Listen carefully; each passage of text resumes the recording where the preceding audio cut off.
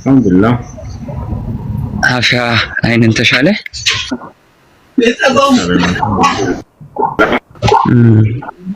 ጥያቄ ምንድነው? ወለድ አገድ ምናምን የሚባለው ነገር እንዴት ይታያል? ምን ቤት ላይ ወለድ አገድ ምንድነው? ወለድ አገድ ማለት የሆነ ቤት አለ ከመከራየት ይልቅ 1 ሚሊዮን ብር የሚሆን ለዛ ሰውዬ ሰጥቶ ከዛ እዛ ቤት መኖር ያለ ኪራይ ማለት ብሩን የምትሰጠው ለምንድን ነው? እሱ ብሩን እሱ ነው እኔ ግራ የገባኝ። ወለድ አገድ ጥያቄውን በደንብ መረዳት አለብኝ፣ እሱም ደግሞ ማስረዳት አለብህ እንድንመለስ ዘንድ። እሺ እኔ በልቼ ነበር ምን ላድርግ ይላል። ተውበት ማድረግ خلاص ተውበት ማድረግ ሰሚ ኮሜንት አትደጋግሙ።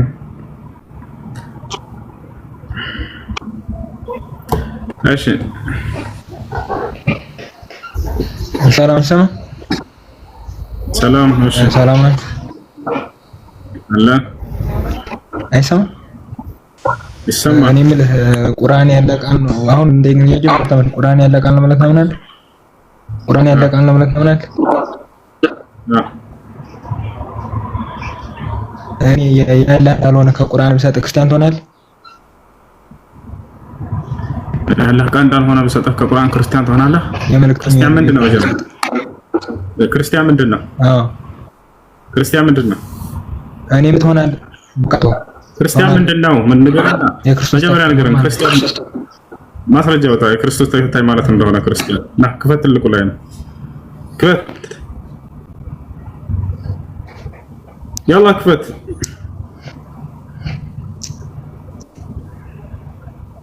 ክፈት። አይሰማም? ይሰማል። ክፈት። ክርስቲያን ማለት የክርስቶስ ተከታይ ማለት እንደሆነ ከመጽሐፍ ፎሎወር አያስከፍተኝም። ፎሎወሩ አያስከፍተኝም እንጂ አልጠላህም። እኔ ክፍል እሱ ወንድ ከታች ከፍትልሃል። ንጽር ወንድ ቢያኖርና ክፈትለት።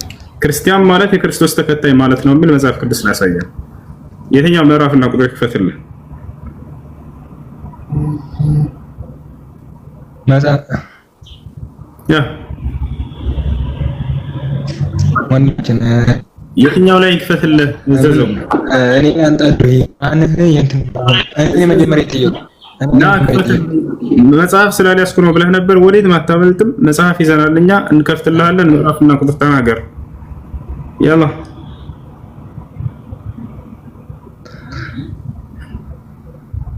እና ወዴት ምን እንዳትሄድ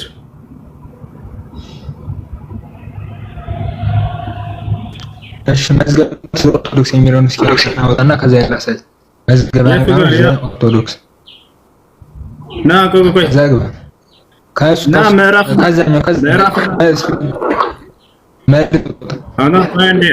ምዕራፍና ቁጥር ስጠን። የትኛው ምዕራፍና ቁጥር ላይ እንክፈትልህ?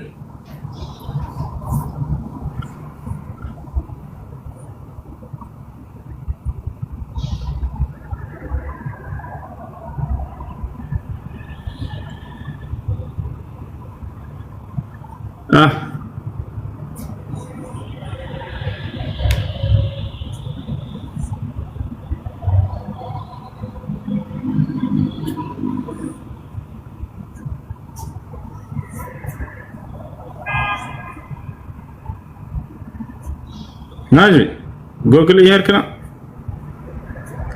ብፁዕ ወቅዱስ አቡነ ጎግል ላይ መልስ የለም እና መጽሐፍ ቅዱስ ላይ ታመጣለህ። ከመጽሐፉ ላይ ላመጣልህ ብሎ በላው የትኛው ምዕራፍና ቁጥር ክፈትልህ? እየጠበቅን ነው። እጅታችንን በላው። ማስረጃ አውጣ። ቶሎ በል።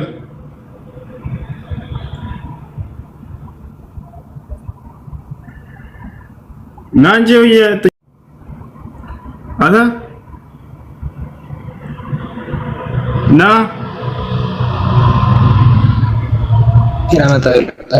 እየጠበቅንህ ነው።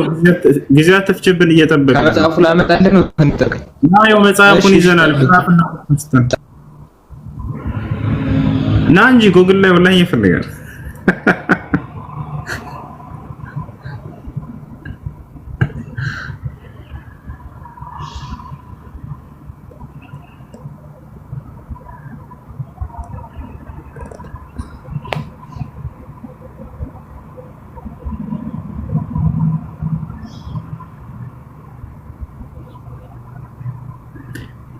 ጦጣ የማትወጡት ወጥመድ ውስጥ አትግቡ።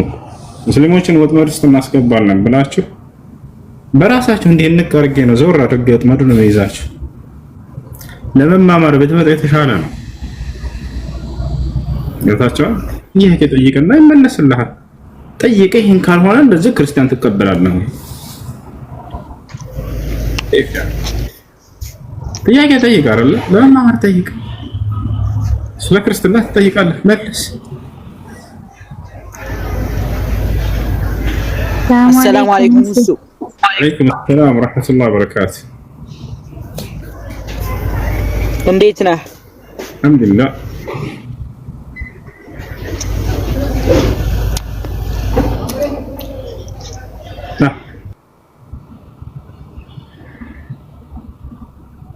الو السلام عليكم. وعليكم السلام ورحمة الله وبركاته. ስለ ዘካ ጥያቄ ነበረኝ። ዘካ መቀበል ያለባቸውና መቀበል የሌለባቸው ሰዎች አሉ። ስለዚህ ግልጽ አድርገህ ብትነግረኝ። ዘካ ለስምንት አይነት ሰዎች ነው የሚገባው። ማስረጃ يقول الله سبحانه وتعالى في سورة التوبة إنما الصدقات للفقراء والمساكين والعاملين عليها والمؤلفة قلوبهم وفي الرقاب والغارمين وفي سبيل الله وابن السبيل فريضة من الله يرينا قرأ إنما الصدقات للفقراء. الصدقة هنا بمعنى الزكاة. زكاة የሚገባቸው ስምንት አይነት ሰዎች እንደሆኑ አላህ በዚህ ላይ ይናገራል። አንደኛ للفقراء ለድሃዎች፣ ሁለተኛ للمساكين ለድሃዎች። አረበኛ ቋንቋ በጣም ሰፊ ነው። አማርኛችን ጠባብ ነችና ድሃ ሌላ ስም አለው ወይ? ላ የለውም። ድሃ ድሃ ነው በቃ። እንደ አረበኛ ግን ድሃ የሚለው በጣም ብዙ ቃላቶች አሉት። ፈቂር ምን ይባላል? ድሃ ይባላል። ምስኪን ምን ይባላል? ድሃ ይባላል። ሌላም በርካታ ቃላቶች አሉ። አያችሁ። ነገር ግን እንዴት ነው የምንለየው ታዲያ ከተባለ ፈቂር እና ምስኪን የሚለውን በምሳሌ ልንገራችሁ። ፈቂር ብሎ ማለት ለመለመን ወጥቶ የሚበቃውን እንኳን ሳያገኝ የሚመለስ የሆነ የድሃ አይነት ነው። ሚስኪን ብሎ ማለት ደግሞ ለመለመን ወጥቶ የሚበቃውን ያክል አግኝቶ የሚመለስ ድሃ ነው። ታዲያ የትኛው ነው በጣም የባሰበት? ቁጥሩ አንድ ወይስ ሁለት? ማን ነው ይመልስ? በጣም የባሰበት ድሃ የትኛው ነው? ቁጥር አንድ ነው ቁጥር ሁለት? ቁጥር አንድ። ቁጥር አንድ አያችሁ። ምክንያቱም የሚበቃውን እንኳን ለማግኘት አልቻለም ይሄ ሰው። ስለዚህ ማን አላህ ኢነማ ሰደቃቱ ሊልፉቀራ አለ። ሰደቃ መጀመሪያ የሚገባው ከማንም በላይ ለፈቂር ነው ለድሃ ነው አለ። ወልመሳኪን ከዚያ በኋላ እኛ ይከተላል። ስለዚህ አንድ ሰው ሰደቃ ካለው ሁለት ድሃዎች ቤት የሚመጡበት በጣም የባሰበትን ሊያገኝ ያልቻለውን ቀድሞ ይሰጠዋል። ትንሽ ያለው ከሆነ ያንን ይተውና ለዚህኛው ይሰጠዋል ማለት ነው። ለሁለቱም የሚተርፍ ከሆነ ያለው ሰውየው ግን ቀድሞ ለዚህኛው ሰጥቶ ከዛ በኋላ ለዚያኛው ይሰጠዋል ማለት ነው። كذلك الزكاة زكاة ልክ እንዲሁም إنما الصدقات للفقراء والمساكين። ሶስተኛ والعاملين عليها ዘካ የሚገባቸው ሶስተኛው በዘካ ላይ ለሚሰሩ ሰዎች ይላል። ያ ማለት በአንዲት ሀገር ላይ ለምሳሌ ያለች ቢሮ ከፍተው የሙስሊሞችን የሀብታሞችን ድሃ ሰብስበው ለድሃዎች የሚያከፋፍሉ የሆኑ ሰዎች ካሉ በዚያ ላይ ተቀጥረው የሚሰሩ ሰዎች ድሃዎች ከሆኑና ለዘካ የሚገባቸው ከሆኑ ለእነርሱ ራሱ ይሰጣቸዋል። ወልሙአለፈት ቁሉብሁም ልክ እንዲሁ ልባቸው ለሚላመዱ ማለት እስልምናን አዲስ ተቀብለው ሊሆን ይችላል ከቤተሰቦቻቸው ንብረታቸውን የተነጠቁ በርካታ ይኖራሉ አይደል? ለእነዚያ ሰዎች ይሰጣሉ። ከዛሊክ الذي يألف الإسلام እስልምና ጥሩ አመለካከት የሚኖረው የሆነ አካል ልክ እንዲሁ ከባርነት ቀንበር ነፃ ለመውጣት እየጣሩ ያሉ ሰዎች ዘካ ይገባቸዋል። በፊት የባርነት ዘመን ነበር አይደለም?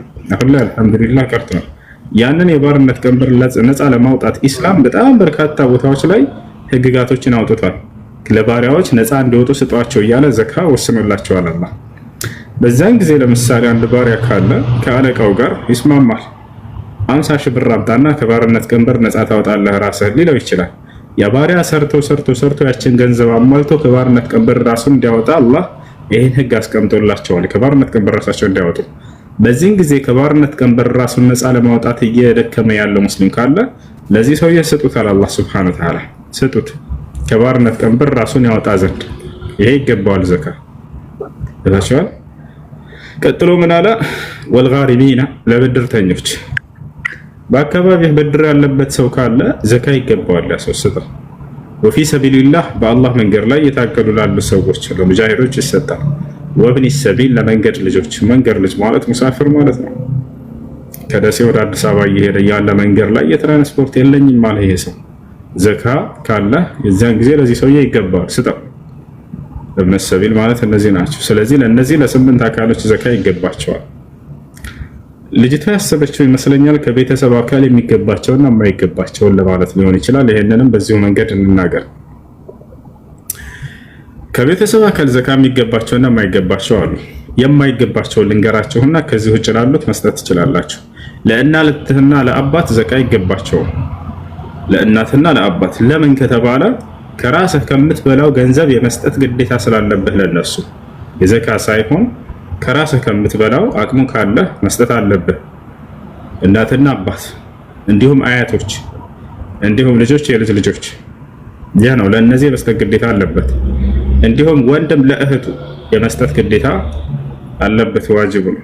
የታቻለ ነው አቅሙ ካለው መስጠት አለበት። እህት ለወንድሟ ስላ የለባትም፣ ወንድም ለእህቱ ግን አለበት።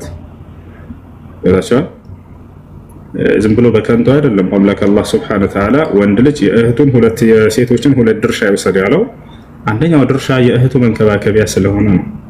አንደኛው የእህቱ መንከባከቢያ ስለሚሆን ነው። ወታቻው እንደተቃላይ ይህ ነው። ከዚህ ውጭ ላሉት ላጎት ላክስት ምናምን የዘካ ገንዘብ መስጠት ትችላላችሁ፣ ይፈቀዳል። እሺ ጥያቄ ለቀጥል።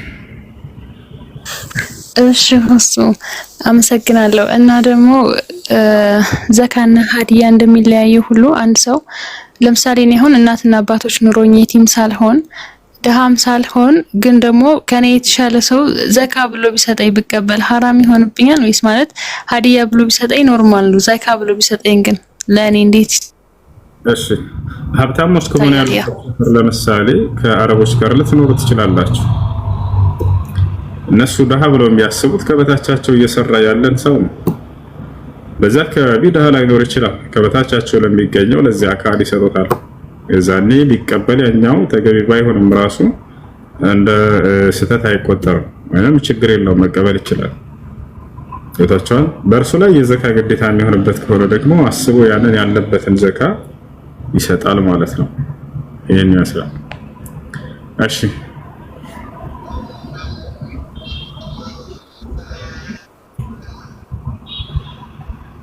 ጥያቄ አለ?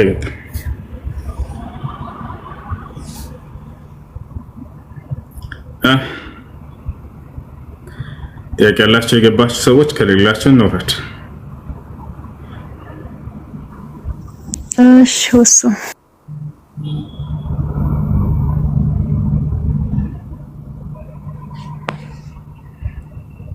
እሺ ጎፈር ላክስት ዘካ መስጠት ይቻላል ወይ? አዎ ይቻላል።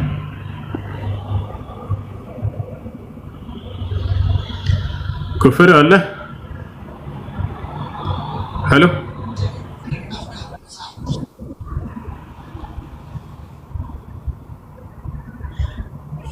ጎንደሬው ነው እንዴ?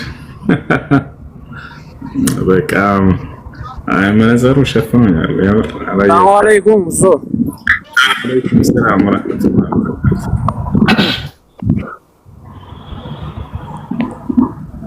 ሰላም አለይኩም። ወአለይኩም ሰላም።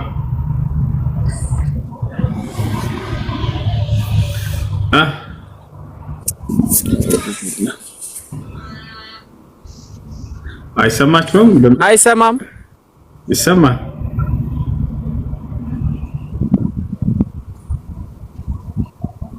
አሎ ኧረ በፈጠረ አሎ ባላ ወርዶት አሎ ባላ ወርዶት አሎ ባላ ወርዶት አሎ ባላ ወርዶት። እሺ ጥያቄ ከሌላችሁ አትላኩ ልጆች። ከአንዋሮች ሌሎች ጥያቄ ከሌላችሁ አትላኩ። እሺ መግባት የሚፈልግ ክርስቲያን ካለ አስቀድሟቸው። ቁጥር ዛፍ ሌላው ደግሞ ሂብራይስቱ ቃል ላይ ሐኒፍ የሚለውን ቃል ስፔሻሊ ዘ ትሩ ሪሊጅን ሙስሊም ብሎ የፈታው ቦታ አለና ሌላም ቦታ ስጠይቅ ሌላ መልስ ነበር የተሰጠኝና አንተ እስቲ ብታብራራልኝ። ሐኒፍ የሚለው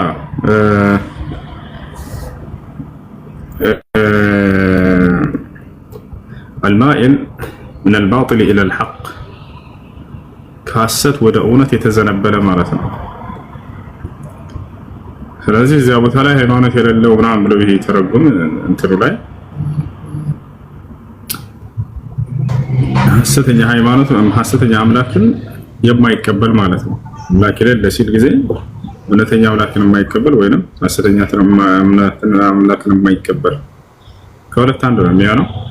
ሐኒፍ ማለት ደግሞ ሐሰተኛ የሆኑ አማልክቶችን የማይቀበል የሆነ ማለት ነው። ኢብራሂም አለይሂ ሰላም ሐኒፍ የተባለበት ለዚያ ነው። በጊዜው የነበሩ ሐሰት የነበሩ አማልክቶችን ሁሉ ያልተቀበለ ያ ولكنه مال إلى الحق ወደ እውነት ያዘነበለ المائل من الباطل إلى الحق يدعى حنيفا أو حنفي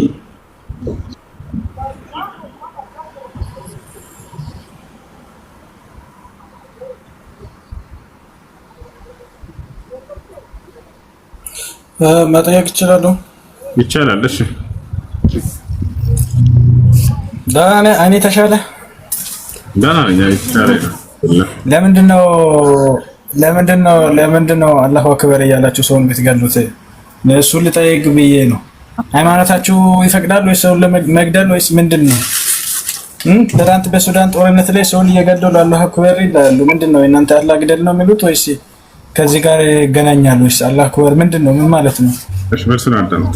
ይከበራል የእናንተ ያለ መልሱን አዳምጥ። ጠየቀርላ አዳምጥኩ። እሺ የታደርገና መልሱን አዳምጥ። እሺ አላሁ አክበር ማለት ነው ከሚለው እንነሳና ከዚያ በእስላም ግድያ ምንድነው ወደሚለው እንመጣለን።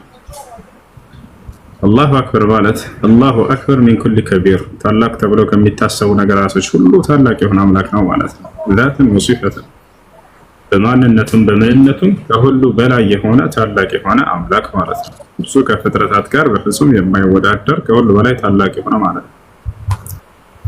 አሁን ግድያ በኢስላም የሚለውን እንምጣ። በመጀመሪያ ልታውቁ የሚገባው ነገር በኢስላም ሰውን መግደል ኃጢአት ነው። ማስረጃ يقول الله سبحانه وتعالى في سورة الإسراء ولا تقتلوا النفس التي حرم الله ያችና ያከበርኳትን ነፍስ አደራ እንዳትገሏት እያለ አላህ ይናገራል።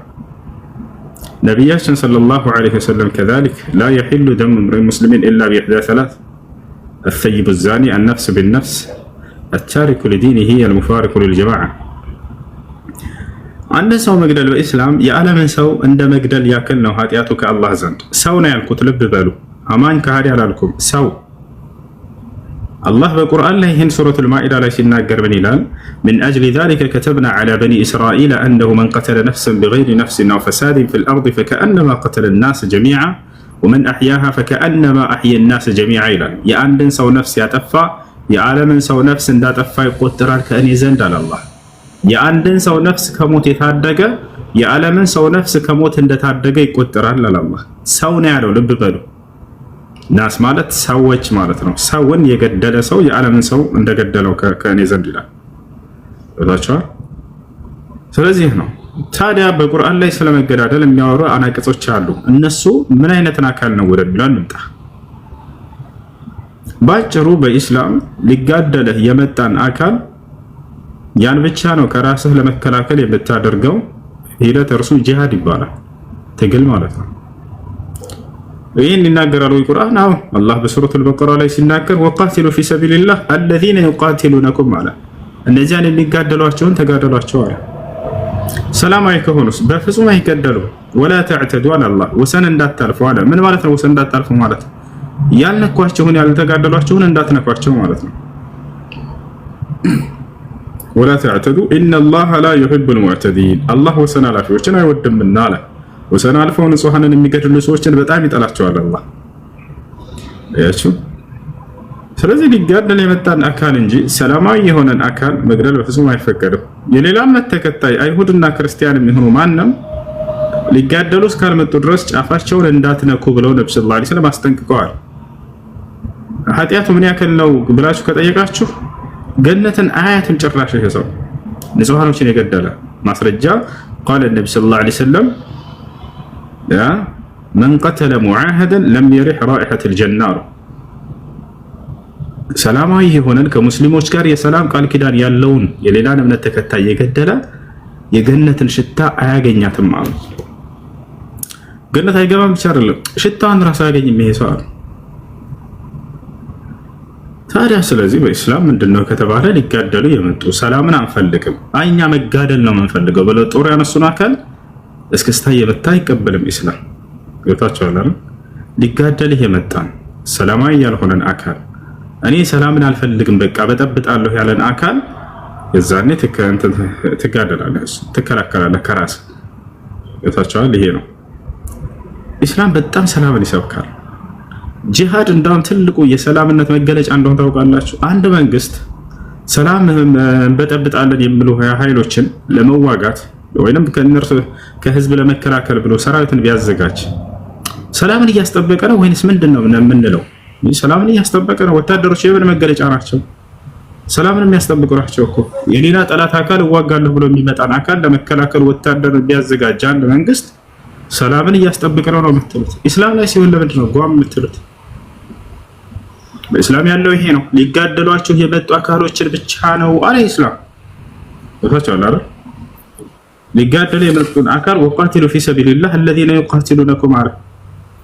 ሐታ የሚገርማቸው ተጋደሏቸው የሚለው ሙስሊሞችን ካዲን ብቻ አይደለም። አንድ አይነት አድርገው ካዲን ብቻ ሳይሆን ሙስሊምም ሆኖ ራሱ ጋደላለሁ ካለ ተጋደሉት ይላል አላህ።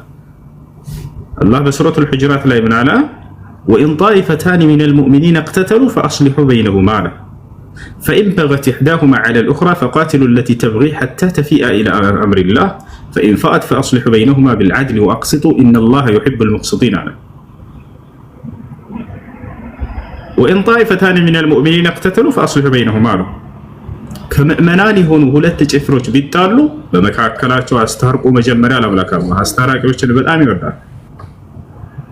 እሺ አንታረቅም ብሎ አንደኛው ጭፍራ በሌላኛው ወሰን ቢያልፈስ ተጋደሉት ያንን አለ። ሙስሊም ቢሆንም አየህ አይደለ?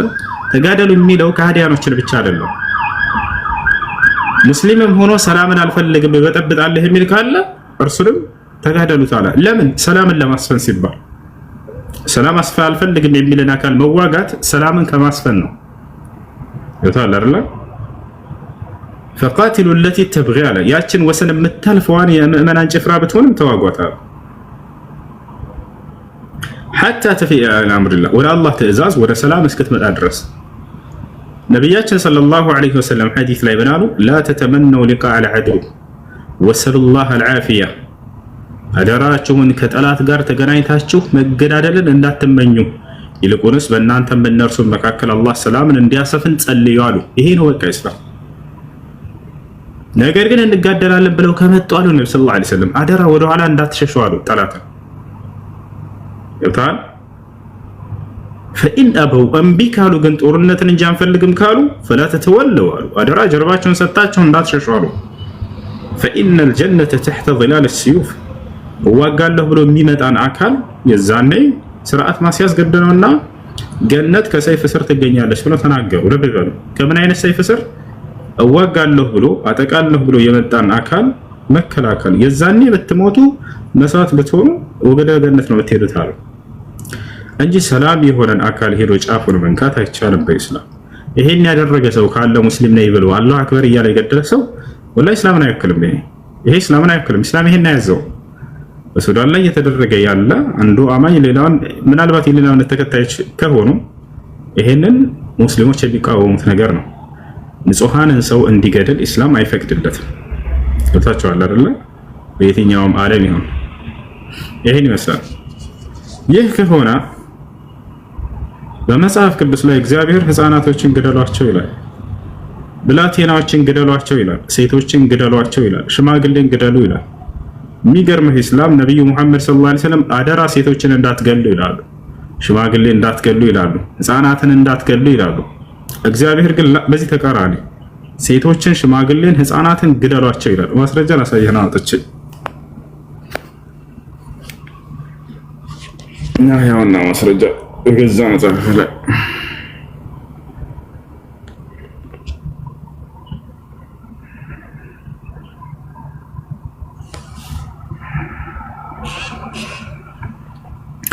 የሰራዊት ጌታ እግዚአብሔር እንዲህ ይላል፣ እስራኤል ከግብጽ በወጣ ጊዜ አማሌቅ በመንገድ እየተቃወመ ያደረገበትን እበቀላለሁ አለ እግዚአብሔር። በቀሉን የሚያሳየው ህፃናቶችን በመግደል ነው። ተመልከቱ። አሁንም ሄደህ አማሌቅን ምታ አለ እግዚአብሔር። ያላቸውንም ሁሉ ፈጽመህ አጥፋ፣ አትማራቸውም። ወንዱንና ሴቱን፣ ብላቴናውንና ህፃኑን፣ በሬውንና በጉን፣ ግመሉንና አህያውን ግደል። ህፃን፣ ብላቴና፣ ሴቶችን ግደሏቸው እያለ ነው። ሴቱን፣ ብላቴናውን፣ ህፃኑን ግደል። እዚህ አማሌቃውያን እስራኤላውያንን መንገድ ላይ ጠብቀው መጥተዋቸዋልና እኔ እበቀላለሁኝ አለ። ያም በበቀል በማን ላይ ተወጣ? በሴቶች ላይ። ሴቶችን ግደሏቸው አለ። ህፃናቶችን ግደሏቸው። አይቻልም። ሌላ ልጨምርላችሁ።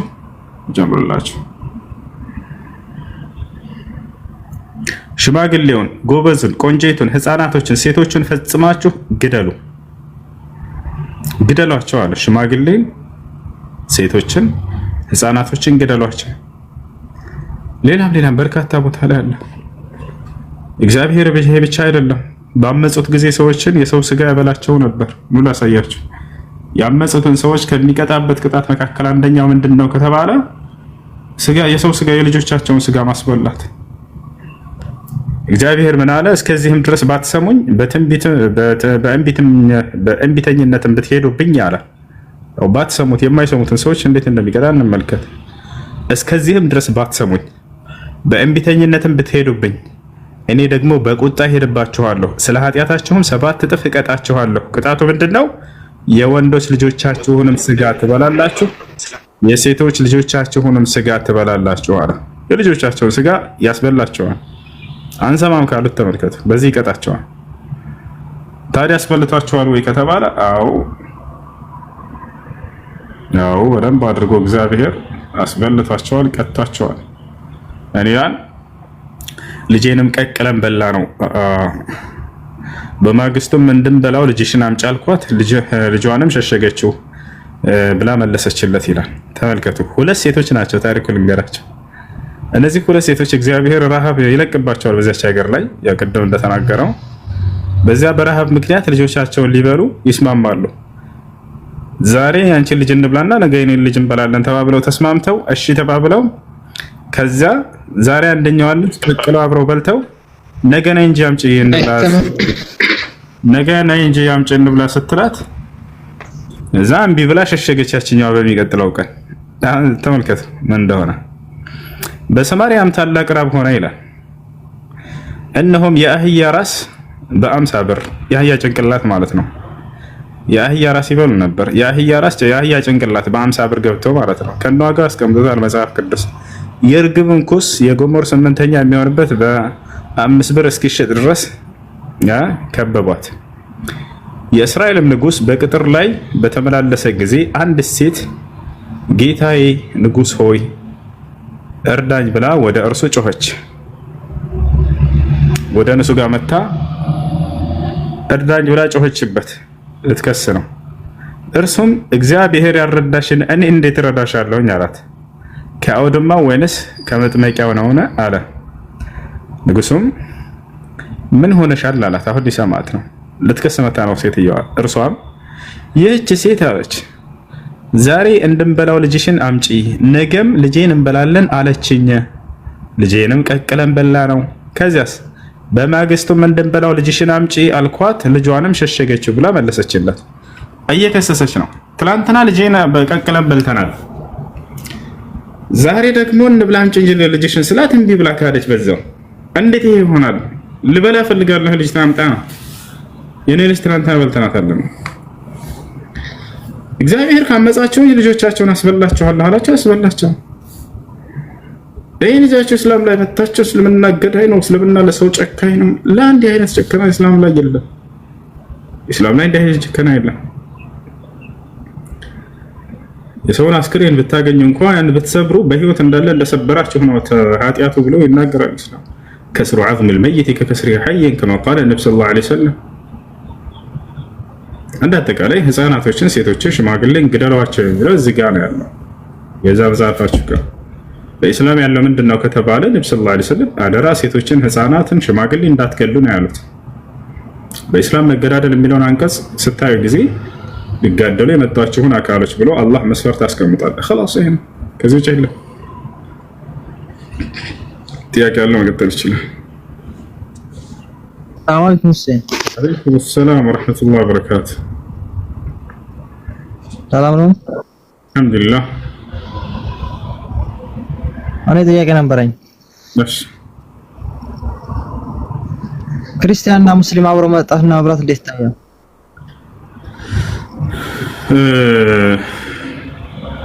አብሮ መጠጣትና መብላት ከእስላም ጋር በማይጋጭ መንገድ እስከሆነ ድረስ ችግር የለውም። ለምሳሌ ጎረቤት አሉን በል፣ አንድ ሙስሊምና አንድ ክርስቲያንን እንውሰድና በዚያ ምሳሌ የሚፈቀድና የማይፈቀዱ ነገራቶች። አንድ ክርስቲያን ጎረቤት ለምሳሌ ቁርስ ሰርቶ ቢጋብዝህ፣ ምሳ ሰርቶ ቢጋብዝህ፣ ራት ሰርቶ ቢጋብዝህ ያ ምግብ ኖርማል ምግብ እስከሆነ ድረስ ችግር የለውም። ያ ማለት ለአምልኮ ተብሎ የተሰራ እስካልሆነ የበዓል ቀን ተብሎ የተሰራ እስካልሆነ ድረስ ልክ ኖርማል ምግብ ቁርስ፣ ምሳ፣ ራት ብለን እንደምንጠራቸው እንደዚያ ከሆነ የዛኔ ስጋ ነክ እስካልሆነ ድረስ ችግር የለውም። ፉል ሰርቶ ጋበዘህ ሂድ ብላ ችግር የለውም። ሽሮ ገብቶ ጋበዘህ ሂድ ብላ ችግር የለውም። ስጋ ከሆነ ግን መስፈር ከሆነ ነው። አላህ በቁርአን ላይ ሲናገር በሱረቱል ማኢዳ ላይ የመጽሐፉን ሰዎች ምግብ ለእናንተ ፈቅጄላችኋለሁ ካለ በኋላ መስፈርቱን ሱረቱል ማኢዳ ላይ ያስቀመጠ ምን አለ? ፈኩሉ ሚማ ዚክረ ስሙላሂ ዐለይሂ የአላህ ስም ተወስቶበት የታረደ ከሆነ ብለዋል። ወላ ተእኩሉ ሚማ ለም ዩዝከር ስሙላሂ ዐለይሂ አለ ቀጥሎ የአላህ ስም ሳይወሳበት የታረደ ግን እንዳትበሉ ብሏል። ያ ነው። ነገር ግን ይሄ ክርስቲያን ከሙስሊም ሱፐርማርኬት ሄዶ ስጋ ገዝቶ ከሙስሊም ሱቆች ገዝቶ ስጋ ሰርቶ ቢጋብዝህስ ችግር የለውም። የዛኔ ብላት ትችላለህ። እርሱ የሚያርደው ከሆነ ግን ከአላህ ስሞች በሌላ ስም በርዳ አይፈቀድም። ይህን ይመስላል። የኛ ምግብስ ተፈቅዶላቸዋል ወይ ከተባለ ከበሉ ተፈቅዶላቸዋል። አላህ በቁርአን ላይ ወጣዓሙኩም ሒሉን ለሁም ብሏል። የእናንተ ምግብ ለእነርሱ ተፈቅዷል ከፈለጉ አብላቸው ብሏል። ይሄ ነው። እሺ፣ ሰላም አለይኩም። አለይኩም ሰላም ወራህመቱላህ። ከደቀ መዛሙርቶች ጋር በሄደ ጊዜ አስካሪ መጠጥ ሰርቶላቸዋል። ይሄ ነው። ገብተሃል? እሺ፣ ጥያቄ ያለ ይቀጥል። ሌላ ለምሳሌ አሳ ስጋ ማለት ነው። መናፈሻ ቦታ ምናምን ስናይ ያ የሚሰራው አሁን ክርስቲያንም ሌላ ሃይማኖት ነው ከሙስሊም ውጭ ማለት ነው። ያ ነገር ታዞ መብላት እንዴት ይታያል? አሳፍ ያንን የሚያዘጋጁት ሙስሊም ያልሆኑ ሰዎች ከሆኑ እኛም ስጋ የሆኑ ነገራቶች ከአላህ ስሞች በሌላ ስም እነዛ ሚዛንትን የሚሰሩ ከሆነ አይቻልም፣ አይፈቀድም። ማንኛውም ስጋ ነክ ነገር ከአላህ ስሞች በሌላ ስም ታርዶ ከሆነ አይቻልም። ይሄ ነው። ነገር ግን በሙስሊም ሱፐርማርኬቶች ውስጥ የሚሸጡ ስጋዎችን አመጣና አንድ ክርስቲያን ሰርቶ ሰጣችሁ፣ የዛኔ ችግር የለውም። የበዓል ቀን ወይንም ለአምልኮ ተብሎ የተሰራ እስካልሆነ ድረስ ለምሳሌ ሱቅ ውስጥ ሄደና ስጋ ገዛና አንድ ክርስቲያን ቁርስ ጋበዘ ወይንም ምሳ ወይንም ራት፣ በዚህን ጊዜ ችግር የለውም እናንተ ብትበሉ ቤታቸው። ነገር ግን ለበዓል ተብሎ ከሆነ የተሰራው ለአምልኮ ተብሎ ከሆነ ለይዛኔ አይቻልም። ይሄን ይመስላልሽ። እነሱ ያረዱትና በእነሱ የታረደ ከሆነ ደግሞ ቢስሚላህ ተብሎ የታረደ መሆን አለበት። ይሄ ሸርጥ ነው፣ መስፈርት ነው። አላህ በቁርአን ላይ ፈኩሉ ሚማ ዚክረ ስሙላሂ ዐለይሂ ብሏል። የአላህ ስም ተወስቶበት የታረደ ከሆነ ብሉ ብሏል። ወላ ተእኩሉ ሚማ ለም ዩዝከር ስሙላሂ ዐለይሂ የአላህ ስም ያልተወሳበት ከሆነ ደግሞ እንዳትበሉ ብሏል። እሺ፣ የሳሳ ፀጉር ማሳደግ ያለ ወንዶች ይቻላል ወይ? አዎ ይቻላል። ፀጉሩ የመለጠበት ሰው ወይም ደግሞ ፀጉሩ የሳሳበት ሰው መድኃኒቶችን ቢጠቀም ያንን ፀጉሩን የሚያበዛለት ወይንም ደግሞ ፀጉሩን የሚያሳድግለት ነገር ወይንም ዝራዓት ሻር ፀጉራቸው ለመለጠ ሰዎች ፀጉሩን ማስተከል ችግር የለውም። የማይቻለው ምንድነው? ፀጉሩን በፀጉሩ ላይ መቀጠል ነው። ወስሉ الشعر بالشعر هذا حرام لقول النبي صلى الله عليه وسلم لعن رسول الله صلى الله عليه وسلم አልዋሲላ ወልሙስተውሲላ ጸጉሩን የሚቀጥሉና የሚያስቀጥሉ ሰዎችን ነብዩ ሰለላሁ ዐለይሂ ወሰለም ከልክለዋቸዋል፣ ረግመዋቸዋል ይላል ሐዲሱ ላይ። መርገም ማለት ነው። መርገም ማለት የዛን ኃጢአት ግዝፈቱን ለመግለጽ እንጂ ነብዩ ሰለላሁ ዐለይሂ ወሰለም ተራጋሚ ሆነው አይደለም። አላህ እነዚህን ረገማቸው፣ መልእክተኛው ይሄን ረገሟቸው ሲባል ጊዜ በቁርአንና በሐዲስ ላይ ትርጉሙ አልላዕን ማለት ትርጉሙ ማዕናሁ ያኒ አጠርድ ሚን ረሕመቲላህ ከአላህ እዝነት መባረር ማለት ነው።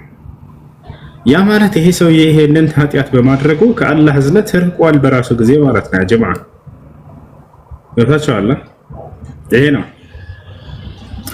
ብዙ ጊዜ ምናልባት መምህሮቻቸው አይታቸው ከሆነ አላህ ይራገማል ይሏቸዋል። ነብዩ መሐመድ ተራጋሚ ነው ይሏቸዋል አይደል? ክርስቲያን ልጆች ትርጉሙ ይህ ነው እንደነገርኳችሁ። አልላዕን ማዕናሁ አጠርዱ ሚን ረሕመቲላህ እርግማን ብሎ ማለት በቁርአንና በሐዲስ ላይ ከአላህ እዝነት መራቁን ያሳያል። ያ ሰውዬ ይሄን ወንጀል በመፈጸሙ ምክንያት ማለት ነው። ኃጢአትን የሰራ ሰው ከአምላክ እዝነት ይርቃል ወይ? አዎ፣ እናንተ የምትቀበሉት ነው። ሰውዬ ጽድቅን ሲያደርግ ወደ አምላክ ይቀርባል ወይ? አዎ፣ ወደ አምላክ ይቀርባል። ኃጢአትን ሲያደርግ ደግሞ በዚያ በኃጢአቱ ከአምላክ ርቋል ይባላል። ያ ነው ተፈሻለ አይደል? በሱረቱ ተውባ ላይ ስለ አይሁድና ስለ ክርስቲያኖች የሚያነሳው አንድ ነገር አለ። ከዚያ አላህም ረገማቸው ይላል አይደል? እሱም ምንድነው ከተባለ በሱረቱ ተውባ ላይ ምን ይላል? يقول الله سبحانه وتعالى وقالت اليهود عزير ابن الله وقالت النصارى المسيح ابن الله ذلك قولهم بأفواههم يضاهئون قول الذين كفروا من قبل قاتلهم الله عنا يؤفكون ይላል።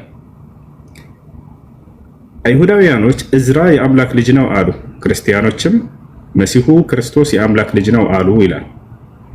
ይህ በአንደበታቸው ብቻ የሚነገር ከእውነት የራቀ የሆነ ንግግር ነው አለ አምላካችን አላህ። ከዚያ ቀጥሎ ምን አለ? አላህም ረገማቸው እነዚህን አለ። ረገማቸው ማለት ነው ከአምላክ እዝነት እነዚህ ሰዎች ርቀዋል በዚህ በኃጢአታቸው ምክንያት ማለት ነው። አይ ጠረደሁም ሚን ረሕመቲሂ ከእዝነቱ መራቁን የሚያሳይ ነው። አንድ ሰው ኃጢአትን ሲያደርግ ጊዜ መሲሁ የአምላክ ልጅ ነው ብሎ መናገር እንደ ኃጢአት ነው። እዝራ የአምላክ ልጅ ነው ብሎ መናገር እንደ ኃጢአት ነው። ስለዚህ ይህን ኃጢአት በማድረጋቸው ከአምላክ እዝነት እነዚህ ሰዎች ርቀዋል ነው። ገብታችኋል? ስለዚህ እንደ ኢስላም አምላክ ወይንም ነቢያት ሊራገቡ የሚችሉት የአምላክን ትእዛዝ አምፀው የወጡ አካሎችን ነው፣ አይምሮ ያላቸው። ልብ በሉ። እንደ ክርስትና ስንሄድ ግን አይምሮ የሌላቸውን ነገሮች አምላክ ይራገማል። ለምሳሌ እግዚአብሔር ምድርን ረግሟታል። በአዳም ኃጢአት የተነሳ ምድርን ረገማት። እታቸው ኢየሱስ ክርስቶስ ልክ እንዲሁ አዲስ ኪዳን ላይ ዛፍ ይረግማል። ዛፍ እንግዲህ ዛፍ ምድር ነው የሚረገመው፣ ይረግማታል። ፍሬ አታፍሪ ብሎ ረገማት ኢየሱስ ክርስቶስ። ተራበና የሆነችን በለስ ማነው ፍሬ ለማግኘት ብሎ ሄደ። ምናልባት ያለባት ይሆናል ብሎ ልክ ባላገኘባት ጊዜ ረገማት። አያችሁ አይደለ? አይምሮ የሌላቸውን ነገራቶች ሊያገናዝቡ የማይችሉ ነገራቶችን የአምላክን ሕግና ስርዓት የማያውቁ ነገራቶችን መራገም ማለት ይሄ ነው። እንዳውም ጥያቄ ምልክት ውስጥ የሚያስገባው እንደ ኢስላም ያለው ግን ምንድነው?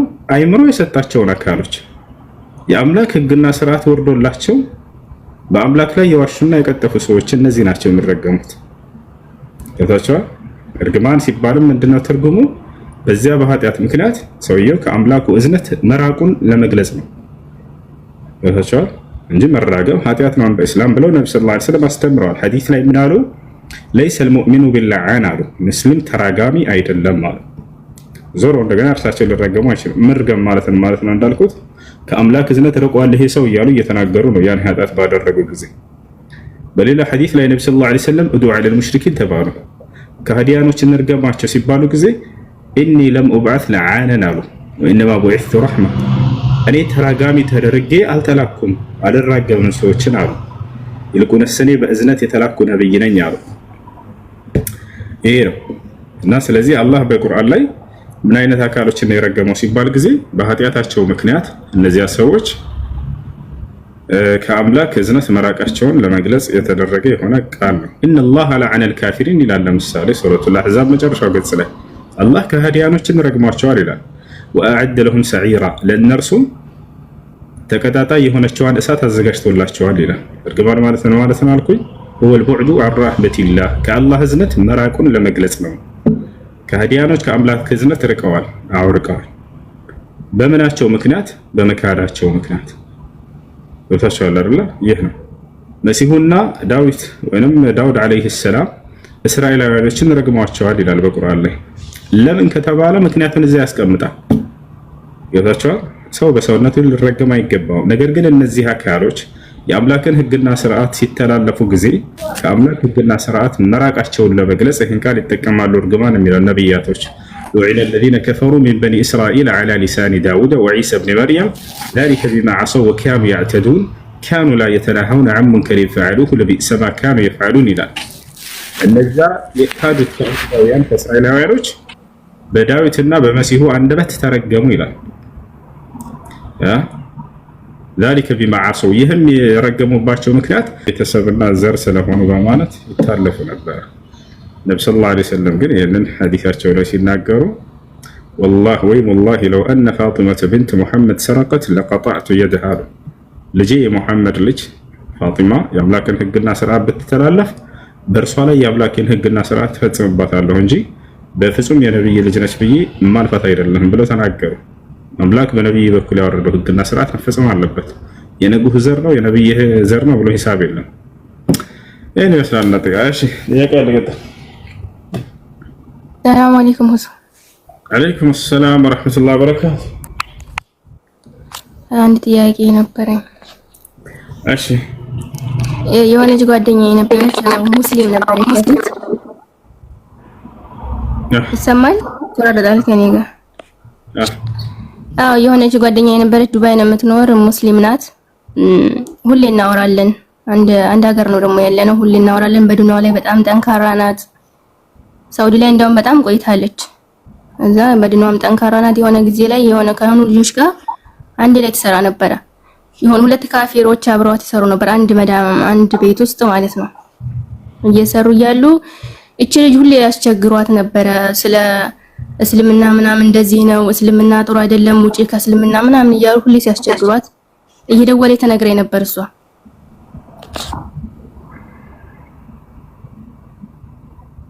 እየደወለች ተነግረኝ ነበር። ልጆች እንደዚህ ምን ያስጨንቁኛል፣ እስልምና እንደዚህ ነው ይሉኛል ምናምን ታለች። ከዛ እኔ ደግሞ ከዛ ውጭ ስላት እሷ ደግሞ ያው ልጅ አሳዳጊ ስለሆነች ከዚህ እንዴት አድርጌ እወጣለሁ፣ ከዚህ ከወጣሁ ስራ አላገኝም ምናምን ትለኝ ነበረ። ከዛ የሆነ ጊዜ ላይ ስልኳ ጠፋፍታ ምናምን ጠፋች። ስጠፋ ጊዜ እኔ ተጨናነኩና ያው ከዚህ ዱባይ ጓደኞች ነበሩና ሄጄ እዛ ደውዬ ምናምን ቼክ እንዳደርጉ ቦታዋ ምናምን ደግሞ ነግራኛለች። ያኔ ያለችበትን ቦታ እዛ ቼክ እንዳደርጉ ምናምን ልጆችን አነገርኳቸው። ስልክ ምናምን አታነሳም። የመዳሟን ሳም በዚህ ሁኔታ ላይ ሆና ብትሞት ምንድነው የሚደረገው? ሙስሊም ናት። ሰው አይምሮን ስቶ ከንጹህ አይምሮ ውጭ ወጥቶ በእብደት ላይ ሆኖ ኃጢአትን ቢያደርግ እንደ ኃጢአተኛ አይቆጠርም። አልሐምዱሊላህ ኢስላም ደስ የሚለው በዚህ ነው። አንደኛ ልጅቷን በኔ እንኳን አስደውዬ ሳስጠይቃት እንሲ ያገናኙኝ እኔ አላቅሽም ነው የምትለኝ። እንድታቀኝ አትፈልግም። ሰማንሽ እሺ አይምሮን ለቃ ወይንም አይምሮን ለቆ አንድ ሰው በዚያ ሰዓት የሚያደርገው ኃጢአት እንደ ኃጢአት አይቆጠርባቸውም። ክህደትም ሆነ ማንኛውም ከዚያ በታች ያለው ኃጢአት አስካሪ መጠጥ ቢጠጣ ምን ቢል እንዳለ በቃ እንደ ኃጢአት አይቆጠርም። ለምን አምላካችን አላህ Subhanahu Wa Ta'ala በኃጢአት የሚፈርድባቸው ምን አይነት ሰዎችን ነው? ንጹህ አይምሮ ሰጥቷቸው ለአቅመ አዳም ለአቅመ ሔዋን ደርሰው የሚያገናዝቡበት ንጹህ አይምሮ ኑሯቸው የአምላክን ሕግና ስርዓት እያወቁ የሚተላለፉ አካሎችን ነው። አይምሯቸውን የተነጠቁ ሰዎችስ ወይንም ያሳበዷቸው ሰዎች ወይንም ድግምት ያደረጉባቸው ሰዎች ከአይምሯቸው ውጭ የሆኑ ሰዎች የሚያደርጉት ኃጢአት እንደ ኃጢአት አይቆጠርም። ነብዩ ሰለላሁ ዐለይሂ ወሰለም ይህን ሲናገሩ ምን አሉ? رفع القلم عن ثلاث ከሶስት አይነት አካሎች ብዕር ተነስቶላቸዋል አሉ። عن المجنون حتى يفيق አንደኛ ከአይምሮ ህመምተኛ ሰው እስኪሻለው ድረስ ወደ ንጹህ አይምሮ እስኪመለስ ድረስ የሚሰራው ኃጢአት እንደ ኃጢአት አይቆጠርበትም። ሁለተኛ وعن الصغير حتى يكبر وفي رواية أخرى وعن الصغير حتى يبلغ ከህፃን ልጅም ልክ እንዲሁ ብዕር ተነስቶለታል ለአቅመ አዳም እስኪደርስ ድረስ ለአቅመ ሔዋን እስኪደርስ ድረስ። ምክንያቱም በዚያ ቅጽበት ህፃን ሆነው እነዚህ ልጆች ጥሩና ደጉን መጥፎውንና መልካሙን ልክ እንደው ደግሞ ጽድቅና ኃጢአትን የሚለዩበት እድሜ ላይ ስላልሆኑ አሁንም አእምሯቸውን እየተጠቀሙ ስላልሆነ። ሶስተኛው ወዐኒ ናኢሚ ሐታ ይስተይቀፍ እንቅልፉን የተኛ ሰው ከእንቅልፉ እስኪነቃ ድረስ የሚሰራው ኃጢአት አይቆጠርበትም። ምክንያቱም በዛ ሰዓት አሁንም እሱ አእምሮ ስለሌለ። ስለዚህ አእምሮዋ በጠፋበት ጊዜ ባደረገችው ኃጢአት አምላክ አላህ ሱብሓነሁ ወተዓላ አይጠይቃት። አሁን ግን እናንተ በተቻለ አቅም የምታውቃቸው ሰዎች ካሉ ቁርአን እንዲቀራባት ከቤተሰቦች ጋር እንድትገናኝ ይህን ነገር ጣሩላት። የምታውቁ ካላችሁ አላህ ይሽራት። ሌላ ጥያቄ አላችሁ? እሺ ኡስታዝ ጀዛከላህ ኸይር። ያው ሰው ማየት አትፈልግም ሲጀመር። ያው ከቤተሰብ አካል ከሆነ እንግዲህ በግድ ወስደው ማስቀራት ነው ያለባቸው። እንዴ ብትለው እሺ ጀዛከላህ ኸይር። እሺ ጥያቄ ከሌላችሁ እንውረድ። ጥያቄ አለ ይጠይቅ። ሄሎ ወአለይኩም ሰላም። ሄሎ يلا نزلوهم تحت.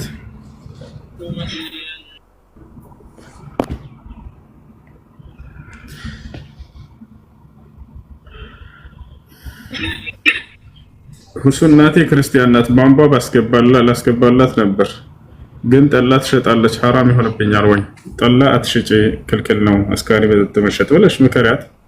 ቧንቧ አስገቢላት፣ ለጥሩ ነገር ትጠቀምበት፣ የምትጠጣው ልብስ የምታጥብበት ምናምን ይሆናል። ሰላም አለይኩም። ወአለይኩም ሰላም ወራህመቱላሂ ወበረካቱ። የሌላ እምነት ተከታይ ስጋ መብላት ይፈቀዳል ወይ ይላል። አዳምጡሽ። የይሁድና የክርስቲያኖች ከሆነ የነሱን ብቻ አላህ ሱብሓነሁ ወተዓላ ፈቅዷል በመስፈርት። መስፈርቱ ምንድነው ከተባለ በአላህ ስም ወይም ቢስሚላህ ብለው ካረዱ አለ። ምክንያቱም ታረድ ያለበት በአላህ ስም እንጂ በዛት ስለዚህ አምላካችን አላህ ሱብሓነሁ ወተዓላ ፈኩሉ ሚማ ذكر اسم الله عليه ብሏል። የአላህ ስም ተወስቶበት የታረደ ከሆነ ብሏል። ላ ተእኩሉ ሚማ ለም يذكر اسم الله عليه የአላህ ስም ያልተወሳበት ከሆነ ደግሞ እንዳትበሉ ብሎ ተናግሯል። ቢስሚላህ ብለው ቢያርዱ ይበላል። ሀገራችን ክርስቲያኖች ይሄን ይላሉ ወይ ቢስሚላህ ወይንም በአላህ ስም ይላሉ ወይ ከተባለ አይሉም እስከምናውቀው ድረስ አብረን እየኖርን ስለሆነ። ነገር ግን በአረብ ሀገር ያሉ ክርስቲያኖች አምላክን አላህ ብለው ነው የሚጠሩት። በአረብ ሀገር የሚኖሩ አይሁድና ክርስቲያኖች አምላክን አላህ ነው የሚሉት። መጽሐፍ ቅዱሳቸው ላይ የአምላክ ስም አላህ ነው የሚለው። እነዚህ አካሎች ቢስሚላህ ወይንም በአላህ ስም ብለው ቢያርዱ ይበላል። ከአላህ ስሞች በሌላ ስም ቢታረድ አይበላም። እሺ ያ ጥያቄ አለ? አላሁ በረካቱ። ወአለይኩም ሰላም ወራህመቱላሂ ወበረካቱ። እሱ ጥያቄ ነበረኝ።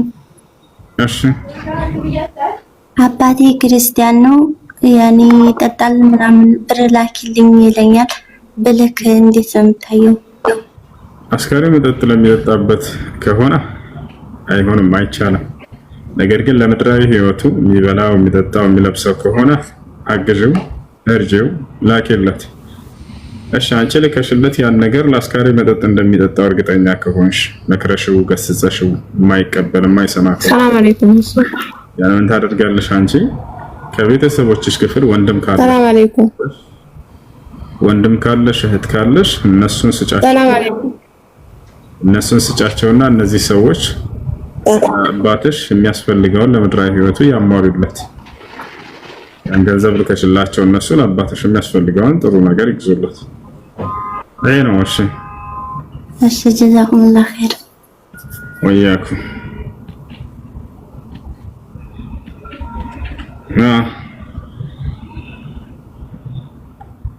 ሄሎ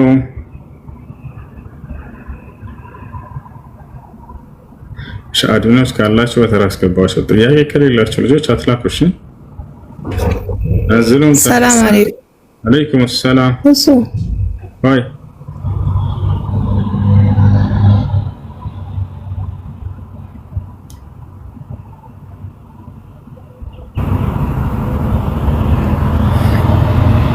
ቁርአን የሚያማልለው ሐፊዞችን ብቻ ነው ወይንስ ሐፊዝ ያልሆኑትንም? ማንኛውም የሚያመኑበትንና የሰሩበትን ያማልላቸዋል። ነብዩ ሰለላሁ ዐለይሂ ወሰለም ሐዲስ ላይ ምን አሉ? اقرأوا القرآن فإنه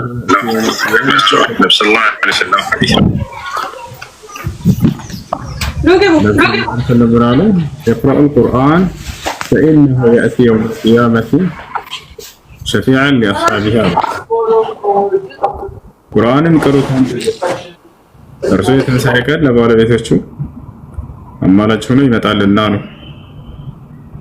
ስለዚህ فكل من آمن بالقرآن واتبعه يكون له شفيعا عند الله يوم القيامة ማንኛውም በቁርአን አምኖ በእርሱ ሕግና ስርዓት የሄደ የተከተለን አካል የትንሣኤ ቀን ይመሰክርለታል። አምላክ ያላህ ሆይ ይህ ባሪያህ በእኔ አምኖ ነበር አንተ በላከው ቃል እዚያ ይመሰክርለታል ከአላህ ዘንድ። እሺ ጥያቄ አሰላሙ አለይኩም ሰላም ወራህመቱላሂ ወበረካቱ። እንዴት ነው ኡስታዝ? ሰላም ነው?